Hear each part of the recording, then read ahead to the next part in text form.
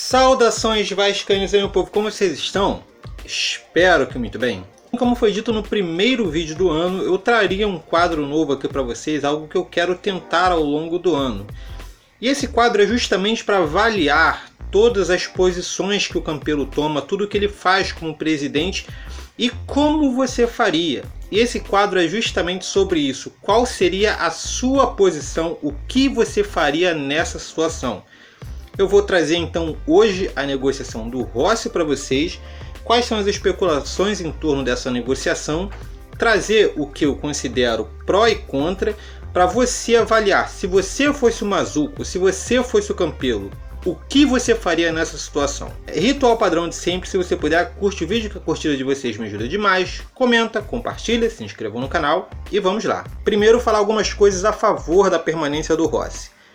O Rossi foi um jogador importante em 2019, era um jogador que subia ali para o ataque, fazia marcação, era um jogador muito intenso, se entregava bastante no jogo. Geralmente quando o Rossi não jogava por cartão, por lesão, dava para sentir nitidamente a falta dele, o ritmo que ele dava ao time.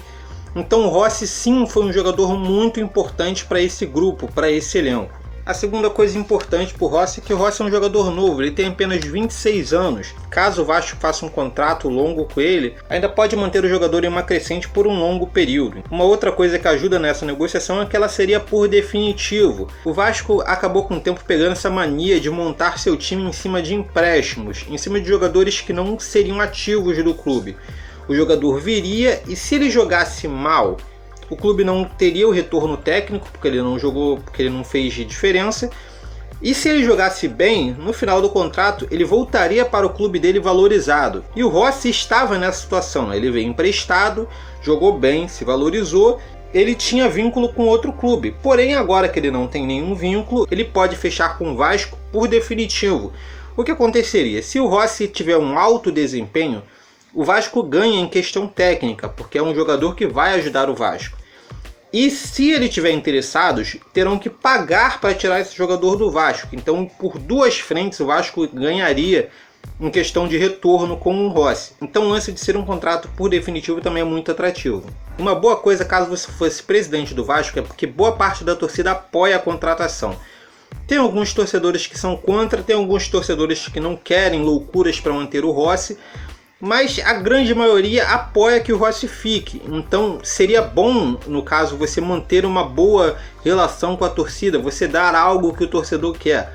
Isso também seria um pró, no caso, para a gestão, no caso, para a sua gestão. E uma outra situação seria a dificuldade na reposição. A situação financeira não é tão boa, a gente teria que colocar garotos da base ali que podem ou não render, e dificilmente você vai achar outro jogador de lado de campo aí no mercado que possa fazer a mesma função do Rossi. Tem, sim, mas dá para pagar por eles? Essa é a questão. Então, outra coisa que está a favor do Rossi é essa reposição. Bem, já falamos alguns prós aqui, agora vamos falar algumas coisas contra essa negociação. Então vamos lá. Primeiro de tudo é o alto salário. O Rossi ganharia, mais ou menos no Vasco, algo entre 250 mil e 300 mil. Seria em média os salários tops aí que o Vasco paga. O Bruno César, por exemplo, é um dos que ganham esse salário. Você fala, mas se o Bruno César ganha, então outros jogadores também podem ganhar. Não é bem por aí o pensamento. O errado é o Bruno César ganhar. Não dá para ficar distribuindo salário de 300 mil para vários jogadores, porque aí você quebra o clube. Então tem que se pensar se é muito válido um salário tão alto para um jogador que nem o Rossi. Porque já está sendo difícil se livrar do Bruno César. Imagina um contrato longo com um jogador que pode ou não render por 300 mil por mês. Então é necessário avaliar se vale a pena pagar esse valor para o Rossi. Bem, já que a gente falou de salário, a gente vai falar do custo-benefício, justamente por causa desses 300 mil. Vale a pena um salário tão alto para um jogador que nem o Rossi? A gente falou sim da importância do Rossi, que o Rossi é um jogador aí que fez uma balança ali, um contraponto ao time do Vasco. Porém, ele é considerado por muitos um jogador mediano.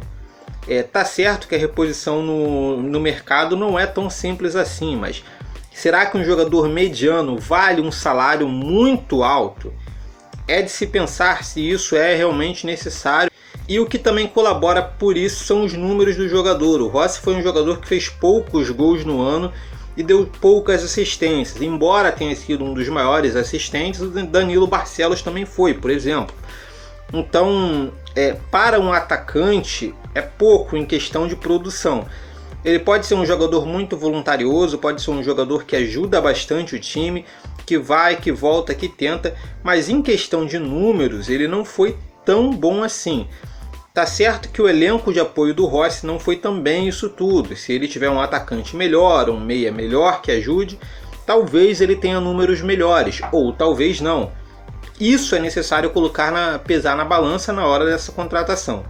E também uma outra coisa que é necessário falar, que caso o Vasco pague um alto salário para o Rossi, isso diminuiria a possibilidade de fazer uma outra alta contratação em uma outra posição. Exemplo, se você contratar o Rossi em um salário de 300 mil, talvez você não vá contratar um meia por um alto salário. Teria que ser um meia um pouco pior, ou um lateral esquerdo com alto salário. Teria que ser um lateral esquerdo um pouco pior. Então, pensando nisso, vale a pena você contratar o Rossi com alto salário e deixar carente em outras posições, ou contratar um pouco menos em outras posições?